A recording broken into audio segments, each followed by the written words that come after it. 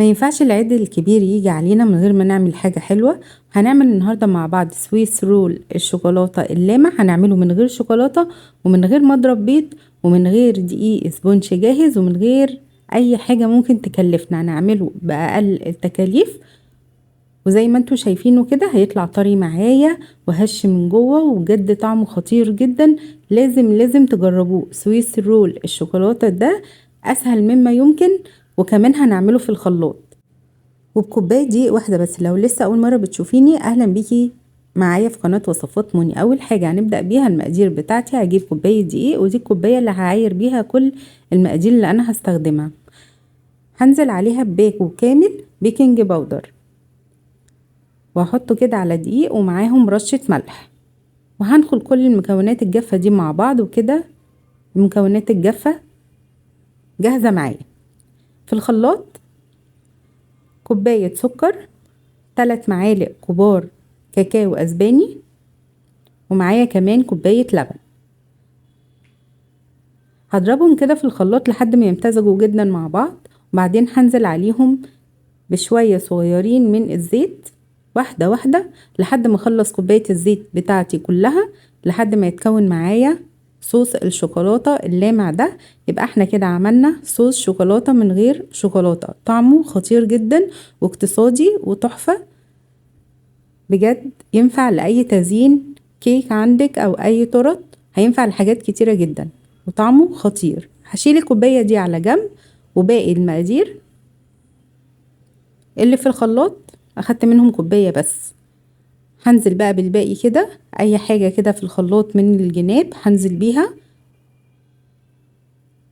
وهحط عليهم 2 بيضة بس، ومعاهم كمان ربع معلقة فانيليا، وهضربهم في الخلاط لحد ما الشوكولاتة دي تختفي تماما. ومعايا كده ده خليط الكيك جاهز معايا. هجيب بقى بولة اكبر شوية وانزل بالمكونات الجافة بتاعتي، وبعدين هنزل بخليط الكيك وهقلب كل ده مع بعض لحد ما الدقيق بتاعي يختفي تماما. الخطوة دي مهمة جدا، لازم اقلب كده ما يبقاش فيه دقيق باين خالص، ولحد ما احس ان قوام الكيك مظبوط معايا اهو بالشكل ده. الدقيق اختفى تماما، وده القوام بتاع الكيك حلو جدا. هجيب 2 صينية مقاس واحد، لازم الاتنين يبقوا قد بعض، وهبطنهم كده. لو عايزة تحطي ورق زبدة حطي، وهوسطن بقى كده. هقسم الخليط دوت على نصين، هحط شوية هنا وشوية هنا، اظبط ايدي بحيث ان الاتنين يبقوا قد بعض بالشكل ده. خلصت كده،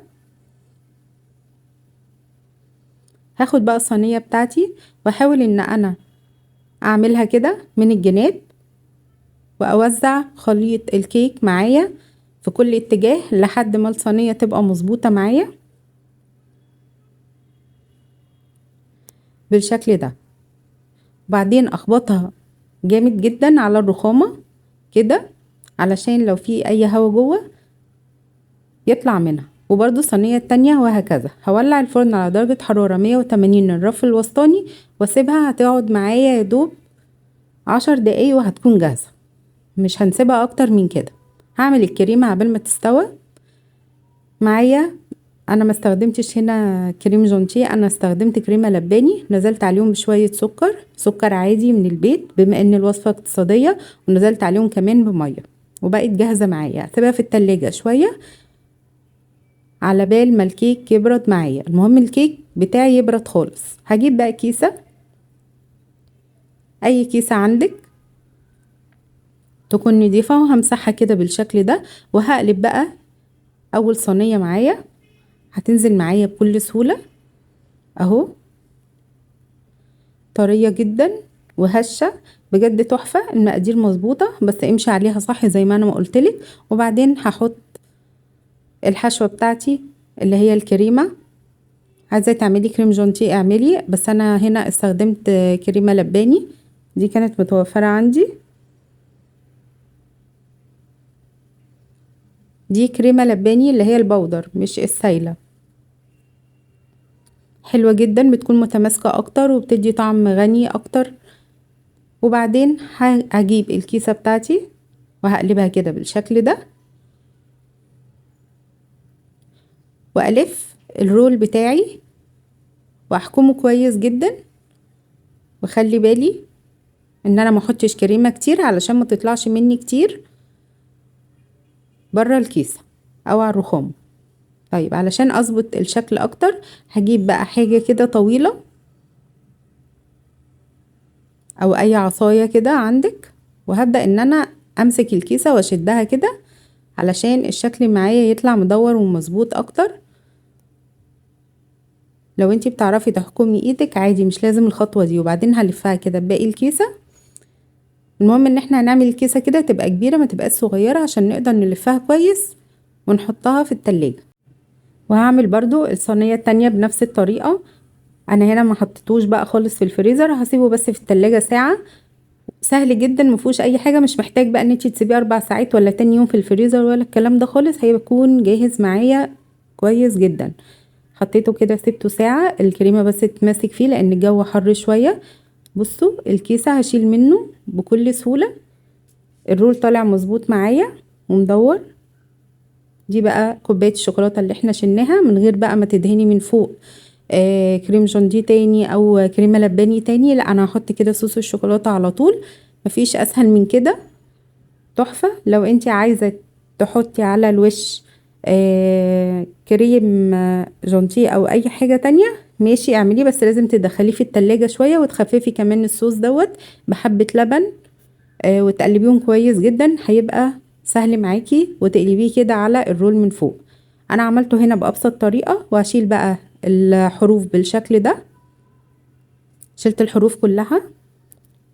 وبعدين هجيب كيس بوريو، بما ان الوصفه اقتصاديه استخدمت هنا كيس واحد بس من الاوريو، وفتحته كده النصين وبدات ان انا اشكله بالشكل ده. وباقي الكيس كسرته وحطيته كده بشكل عشوائي على الرول التاني. مفيش اسهل من كده، وده الشكل النهائي اللي طالع معايا بجد تحفه جدا، شكله شيك قوي. مش هتصدقي ان انتي عاملاه في البيت، لا اكنك شاريه من بره وجاهز كمان. هبدا ان انا بقى اقطعه كده بالسكينه واحطه على ورق الكب كيك، افتحه كده بالشكل ده علشان اقدمه طبعا بشكل شيك اهو.